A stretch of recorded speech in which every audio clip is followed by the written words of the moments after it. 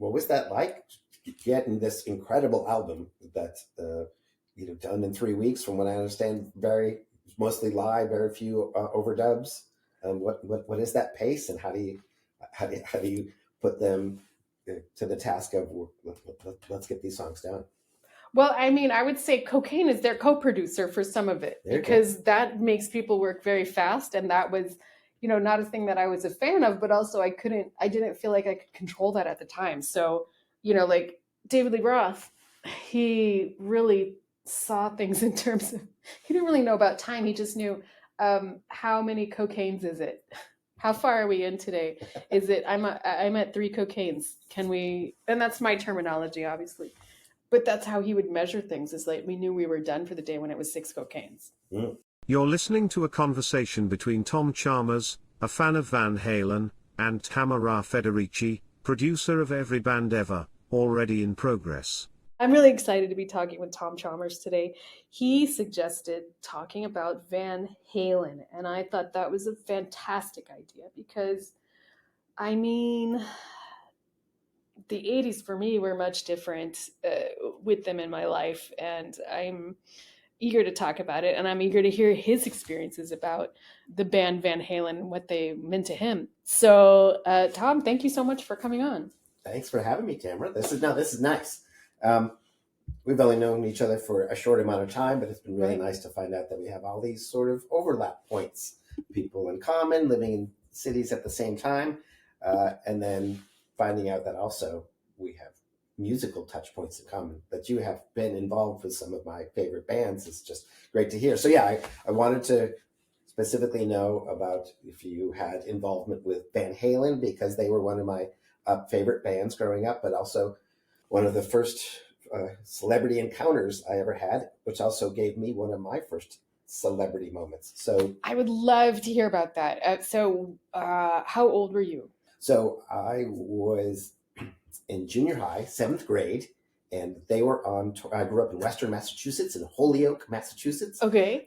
And they were on tour supporting Van Halen 2 at the time. And there was a brand new mall that just opened up in our area, the Ingleside Mall, which back then was sort of like the new mall, like 2 levels of a food court and all that stuff, back when that was a fresh idea and not, sad, the dead mall now. So we're up at the mall. I'm there with my mom and my older brother, his girlfriend, and my younger brother. And people are, did you hear? Van Halen's here. Van Halen's here. So it was the night before that they were supposed to play at the local civic center. And so they've come and they saw a movie at the Cineplex. They saw The Kids Are All Right, the Who concert film. Wow. And then they were sort of at the bar and the food court, like, oh my God, it's really them. Wow. All exciting. We're on our way out to the car, and they're sort of coming out the same exit that we are leaving, and people are starting to know it's them, and they're sort of like, okay, we probably should go. We're starting to get a little bit of too much attention. They had called 2 taxis, only one showed up, so it was the band plus some road crew and otherwise, and many got into the cab as they could, and they're like, send another one. So we sort of nudge my mom. We drive by in our station wagon, and you boys need a ride. And it was my mom, who's the sweetest woman ever. So they're like sort of looking around. There's a little bit more attention. They're like, sure. And they all sort of like hop in our Chevy Brougham kind of thing. It's a Brougham. It's like the family truckster, like the paneled station wagon. And we give some of the members of a ride first to the package store. What's what we call them in Massachusetts, the liquor store. Okay, good. And then eventually to their hotel. And along the way, like, are you coming to the show tomorrow night? We wish. It's sold out. They say, why don't you come on by and we'll have you come in. So we did go back the next night. Some of us, my older brother and I, got to go along. We go to the backstage. No one knows what we're talking about. We go to the tour bus. We were told to ask for Ted Templeman, who I guess you've probably worked with. Wow. And got out, and he was like, yeah, you're this guy. And they hook us up with backstage passes. We get to go see the show. They're incredible. And then I later got to tell that story on David Letterman, Brush with Greatness, in which I tried to get a little funny, and David Letterman sat me down, like cut me off mid-interview, because I tried to make a joke, and he didn't appreciate that. But the audience luckily was like, oh, so he came back, let me finish the story, and it had a nice ending. And so that's how I got to be on TV, was because of Van Halen. Wow. And then, I don't know if they ever mentioned it, but... wow. And then we also learned that David Letterman tried to cramp your style. He did. It's not okay. But I did not follow directions when they bring you up and put you on the aisle. They're like, listen, Dave's going to come and talk to you, and just answer the questions. Don't do any more than that. I tried to do more than that, and Dave let me know. Because it's his name on the marquee. Yeah, but you were being rock and roll. Yes, I was. Thank you. Man, I have some questions for you about this. Wow. So I think it was, what did the band look like at the time?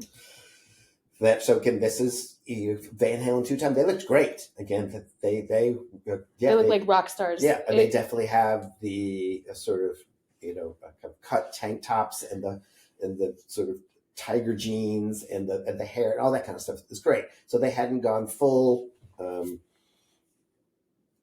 rock and roll regalia. Full Halen. Yeah, but again, they're just beautiful hair. The and there's a third Van Halen brother, as you know, Alan Van Halen is the tour manager. He was in the car with us. But they have beautiful hair, the Van Halens, just gorgeous hair. I haven't seen Wolfgang's hair. I don't know if he's like the conservative one, but wow, did you get to touch their hair? I'm just curious.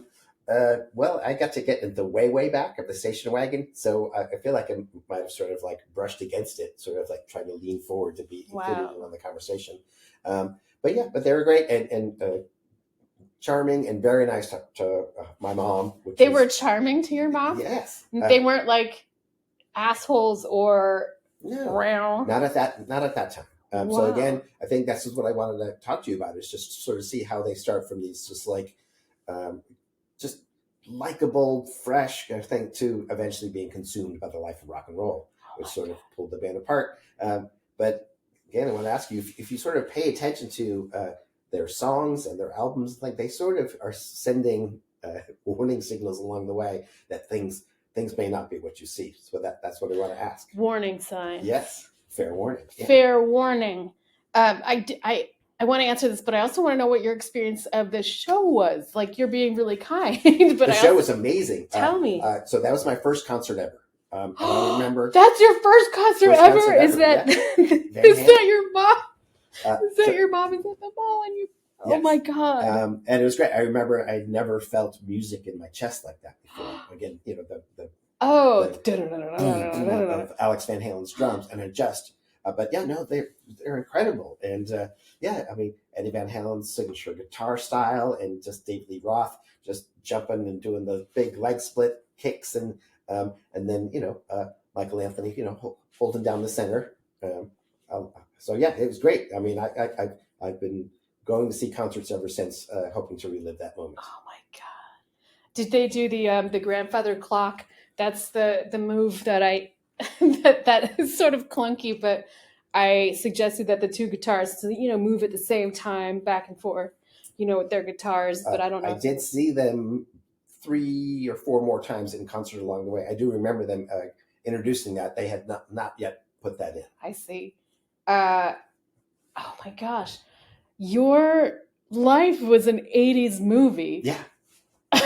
For that, and you.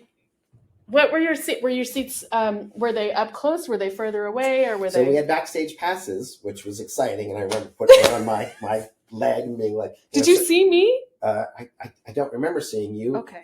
It may have happened where we might have overlapped. So again, backstage passes is great, but then you're sort of backstage, and you're like, this isn't necessarily a great view of the show. So we were sort of allowed to, here, why don't you guys come around to the side? And otherwise, it's general admission out front kind of thing. Right. So we sort of found our way and found a good view, maybe about, a third of the way back off to the side, and sort of working our way in. And it was fantastic. And then as it got towards the end of the stage, we're like, oh, get the show, quickly get to the backstage again. And I remember being in a backstage where there's just all the craft services and everything. And a lot of people standing around, they sort of come in, you're like, oh my God, I can't believe it's them. And then there was like a little diversion. Like they brought in some new food or something. And I went, ooh, and then you turned around and they were gone. Wow. So they didn't stay and hang out. They did not stay and hang out. There was sort of a joking offer of, are we going to sort of come back to the hotel later? But what if you did? I was in 7th grade. And that's how I started on cocaine. Yes. But no, it was great. And so, I was already listening to the music. I was very familiar with Van Halen and Van Halen 2 at that time. So again, it wasn't just, oh, look, there's some band at the mall. It was like, it's Van Halen. Maybe my favorite band at the time is at the mall. That's just such a dream from the beginning. Yes. And then hooray for the taxi dispatcher who screwed up and only sent one taxi.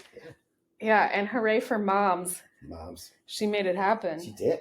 Wow. How was she? Did you talk to her about it, or was it like, let's never speak of this? Mom? No, she loved it. Again, she did not go to the concert. That was not her thing, although she is someone who grew up liking music in the 50s and 60s, so she was a cool mom.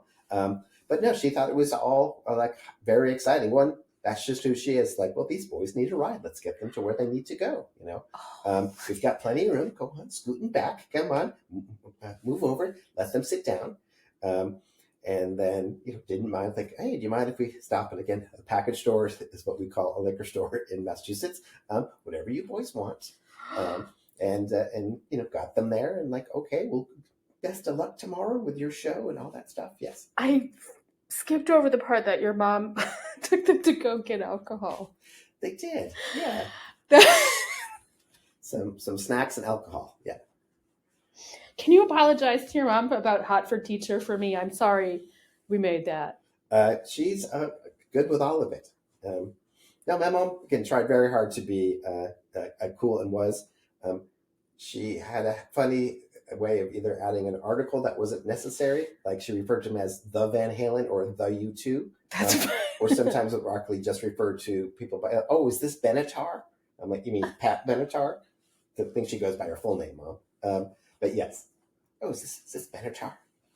But she loved it all. No, she was great. And she was very excited that she was able to sort of create a moment that obviously we got to go to school the next day and talk all about and then go to the show. The coolest person in the decade probably in your school.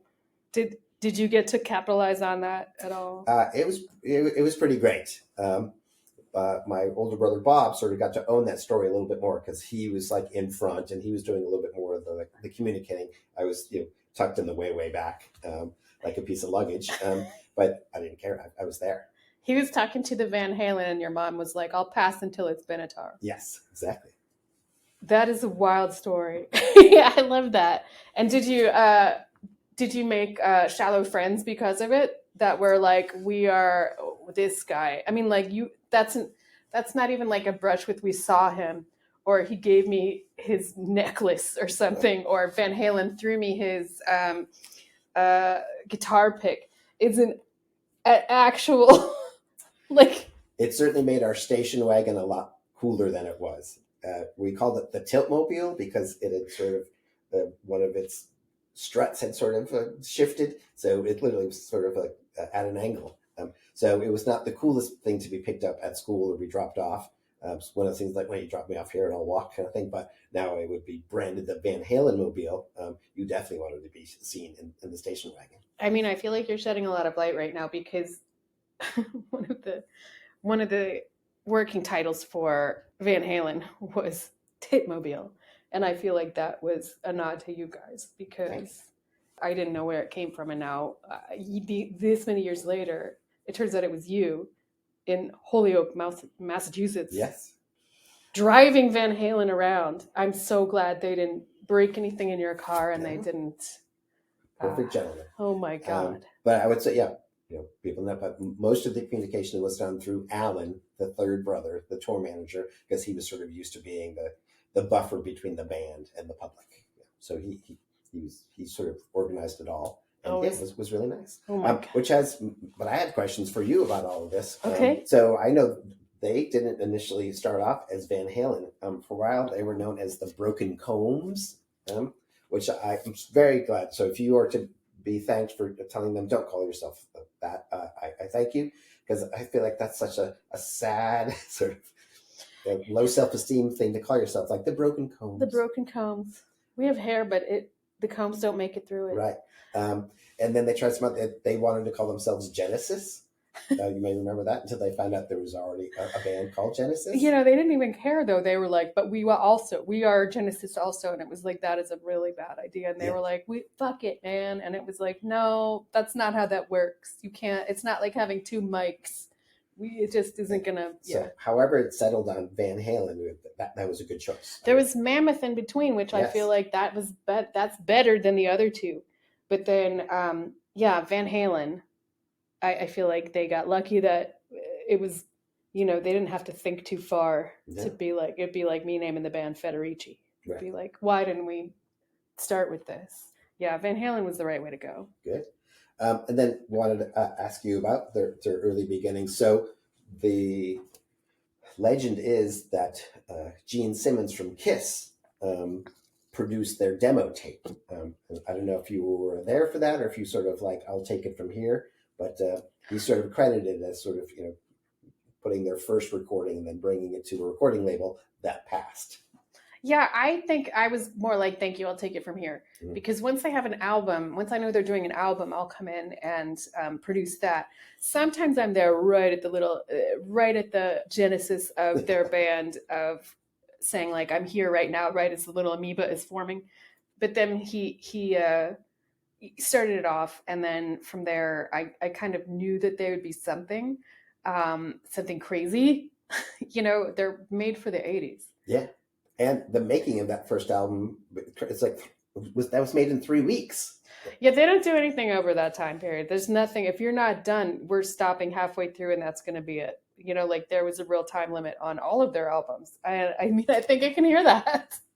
But that was it. It was sort of like you get to, mark that off on your calendar and then done.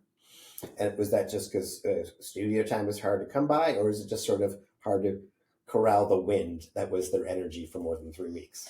More the latter, and also they didn't really, they're not big on calendars, so sure. To get more than it's Saturday, but a different Saturday, which is the right after this Saturday. Yeah. So you're more like it's this time frame. Let me show you the block on the calendar, and it's right. this much time. That they eventually named an album 1984. That's about as much of a calendar as they could comprehend, like the year, but maybe not the. Yeah, that's a creative leap that they're not going to make. They're like, what year is it?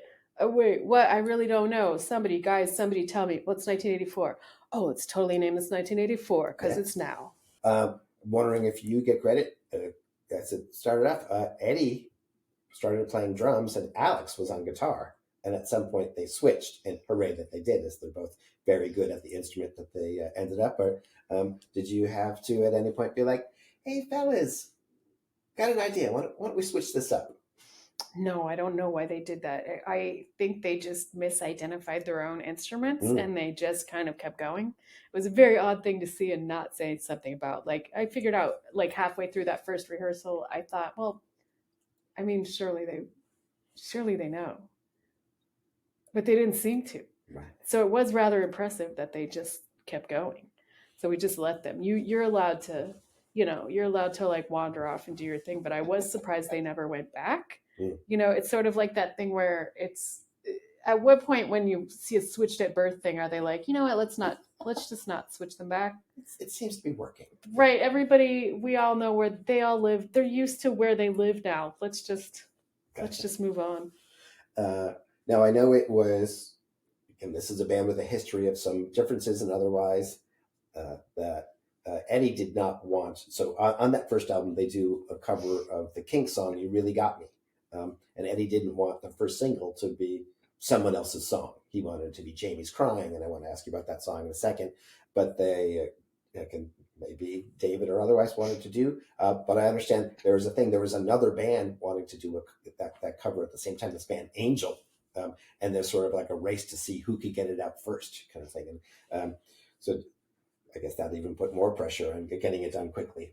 I mean, to me, I didn't, of course I also produce Angels. So for me, it's a different game than for them, which was like, whoever's doing it, I am going to win at this. So I guess, what does it mean? Yeah, I'm looking at it from my point of view. It's just, you guys solved this. This seems like some kind of male ego thing. I think the better person won, but truthfully, like the Kinks won. I think in working with them, it was really, that was a special moment. And I think it was sort of odd that Van Halen wanted to start with that. But they did a better version than Angels, so I think it worked out for the best. Angels had their thing was they got too into being angels and they wanted bells and a lute, and they took it too literally, and they really wanted the name recognition. So literally. Yeah. They took it literally, and that's kind of, it's just a silly way to go. It was like there were like lambs in the studio, and they just like they overshot it by a mile, and yeah, so I'm in support of Van Halen doing that. It's kind of interesting that they just didn't go. It's an odd fit to me. Dave Lee Roth, he's just in it for the fun, so he was able to mine that for the Kinks side of fun, I feel like, and that worked out for the best. Tom Chalmers is a writer, performer, professor, and professed music show rat, as in he goes to a lot of them. He is part of the popular improv troupe, Reasonably Priced Babies, the host and producer of the long-running storytelling series, Listen to This, and co-host of the weekly sports talk radio show, Run That Back, on Asheville FM. His upcoming show is Listen to This, Stories and More on Stage, at Story Parlor in West Asheville, and If Only They Were Here to See This, True Tales of Memorable Memorial Moments on Thursday, September 28th. Every Band Ever is producer, Tamara Federici, editor/producer, Will Velasquez. Audio engineer, Clark Jackson. Publicity, Will Brierley. Coordinator, Mary Lear. Social media, Jonah Katz. Artwork by Simon Morris Winheld. Totally rad, dude. That made me want driving gloves and some hands, man. Tamara Federici named the white stripes after the not red parts of Eddie's guitar. For more info, go to Every Band Ever on Instagram.